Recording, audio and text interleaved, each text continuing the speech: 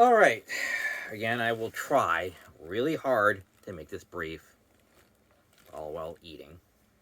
He says, "Well, let me see here. Let's start off with A Haunting in Venice. Let's go with that. Yeah, let's go with that. I saw that the other day. Rather quite good. I recommend it. Oh, now you're probably wondering if you haven't heard, what is A Haunting in Venice? Well, I'm pretty sure there's a haunting, and it's in Venice, and you'd be correct. Now,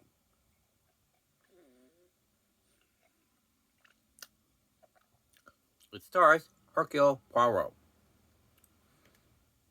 This is apparently the third in a trilogy. I know, surprise, surprise. Um, of this character. So this is the third installment of this IP, current IP, and honestly, it's honestly pretty good. And this new iteration of the Hercule Poirot series, since the one from the 80s, if I remember correctly, is when it was in production, is actually quite good. I mean, Murder on the Orient Express was actually fantastic. I rather liked it. A good improvement over the previous, even though it is essentially and basically the exact same story. It just gives not exactly more of a modern take, but a bit more of a once through with the script. Like if the previous story was a script, and it's like another pass through or so with the writer before going into production. So yes, it is a bit more modern day-ish thought process of the story, and it's all-star cast are bringing it. No one there feels lacking. All the thought elements seems like, okay, let's do this, and this. Here are some visuals. Here are some A-list actors. And so everything's fine. No complaints there, if I don't recall any, on that first film. So honestly, it didn't feel like it was running too long. It shows this guy being kind of more of a proactive detective, mind you, where it's like, I have a gun now. It's like, okay. Apparently, Poirot is gonna bust a cap at someone if no, if this, you know, you know, if he doesn't get everyone's attention very soon, which was actually surprisingly turned because they gave this character a lot more depth. Because before he just wants to be on vacation, originally it's getting a little tiresome. This is like, it's my jam. I'm addicted to it because I'm obsessive compulsive, neurodivergent, whatever. You know, he's like Monk. Obsessive compulsive, and he loves doing the cases, but honestly, it just like wears down on him over a while. So he's just like kind of starting to get a little over it here, people, just a little bit over it. And is called back into action when suddenly it's like, yep, I walked over here and tripped over another dead body. Here we go. All right. So he does the whole thing, him, kind of getting the gun and commanding the audience of suspects in front of him. Fantastic. I believe I have it somewhere. But yes, surprisingly good. Because you think it's going to be good, but actually it's like better than you anticipated type of movie. It's really, give that a chance.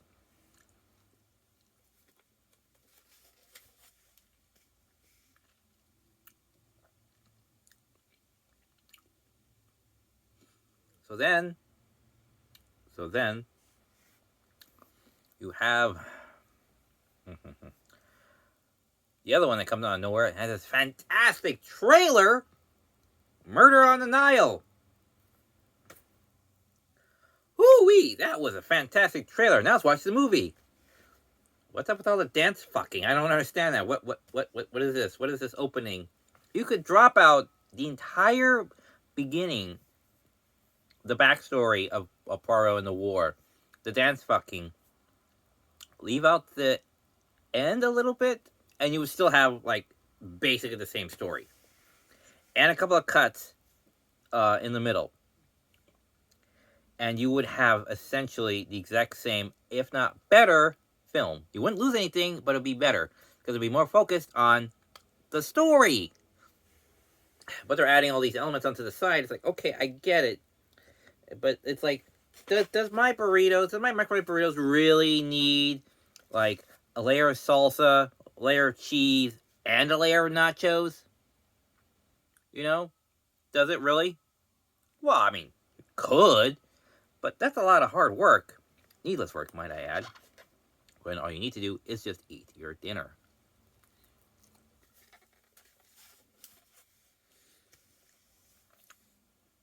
So yeah, some basic editing would really help to tighten up the story a bit, in my opinion. Take out especially the dance fucking. You don't need the dance fucking in there. Watch for yourself with that scene and the other scene in the temple, whatever, with the four statues. Temple of the Kings or something like that, you know? It's like, do we really need to have the sexual tension with the dance fucking again?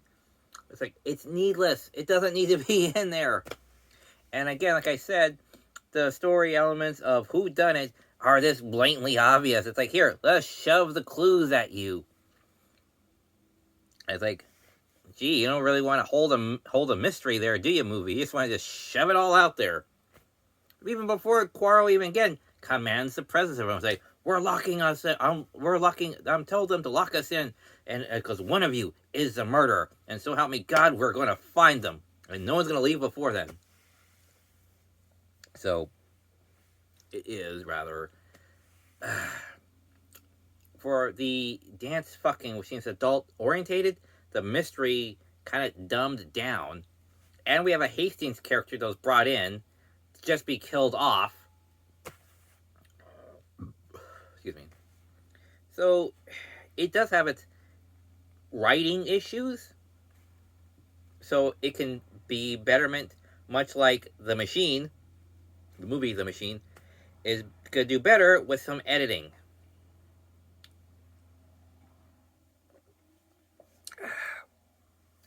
Now,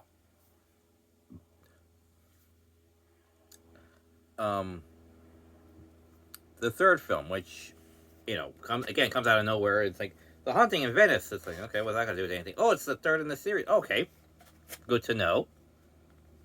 So then, here we go again. Poirot, back at it. This time, he's retired. He is done.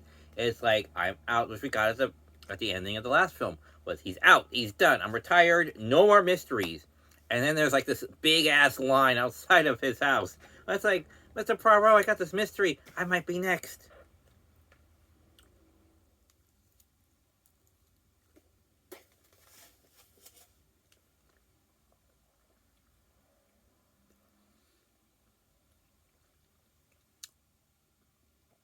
And then he gets invited to a Halloween party.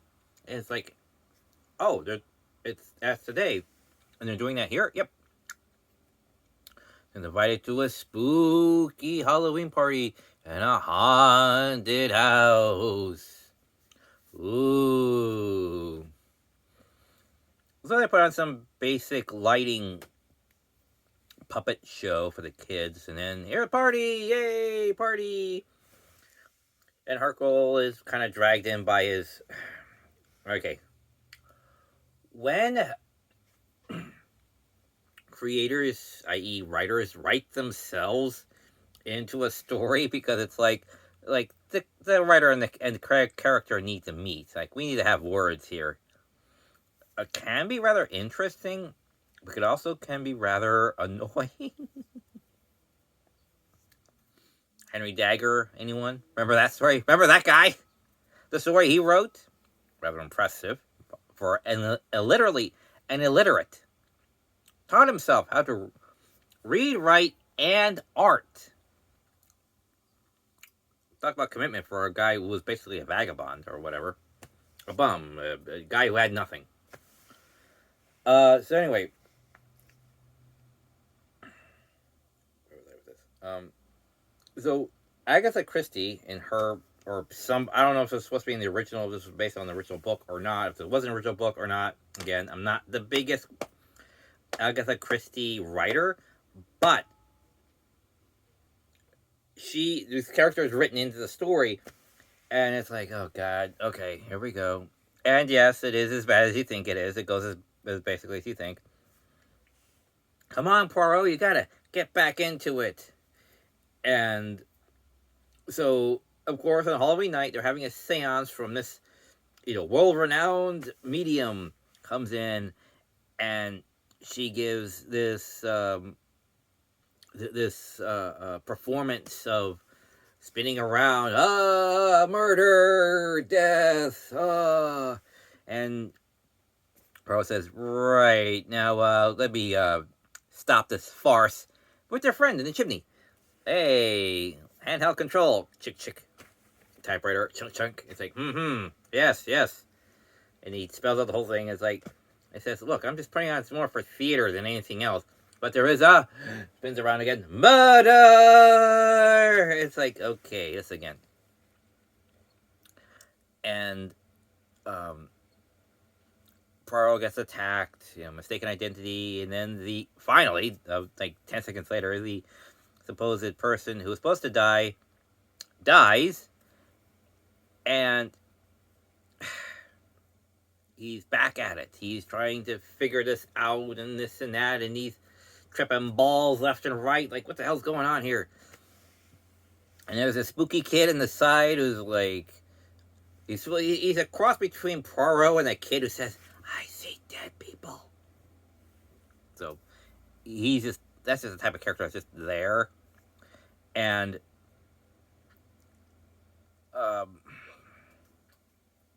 it's a pretty good story that explains itself really well. So you're not left scratching your head like, what about that thing or this thing? So you heard about the history of the house, you heard about who lived there and why, and everyone basically explains everything that is then later paid off. It's like, remember that thing? Ah, yes. But nothing feels too in-your-face action, but you do feel that people are giving exposition,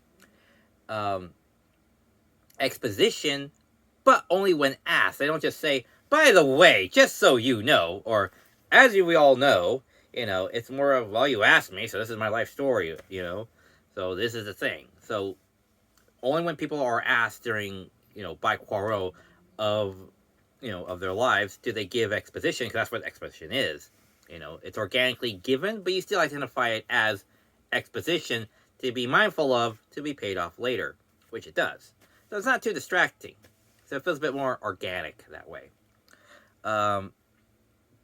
Like I said, as opposed to the last film where it's like, this is the evidence, these are the clues, get it? It's like, right, re-get it. And then everything else is like, how the hell would I have paid attention to something the camera didn't explicitly show? It's like, yes, the sheets on the bed, how they're folded, totally told that story. And I'm like, how? We're never privy to that. The camera didn't even, show that, how the sheets are folded. It's like, right. So, yes. So the evidence is presented to us in a more organic, original way. Actually being shown to us, and not in a blatantly obvious way. Anyway, so yes, move on. The mystery goes on, everything's explained, people die, and Hercule Poirot finally, not necessarily a believer, but comes back refreshed, and is ready to get back on that horse.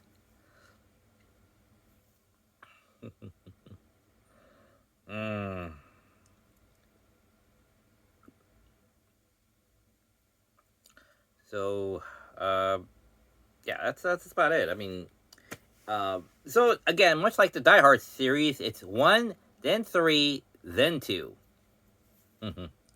So yes, that's my recommendation of the rankings of the new Poirot IP movie series. So I'm gonna get those eventually at some point and watch the director's commentary if they have them. So that's it. Thank you for listening.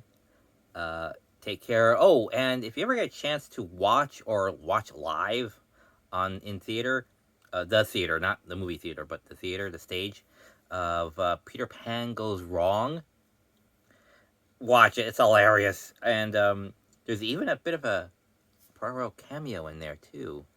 Just yeah, just watch it. You'll see. You'll love it. It's hilarious. All right, take care. Bye.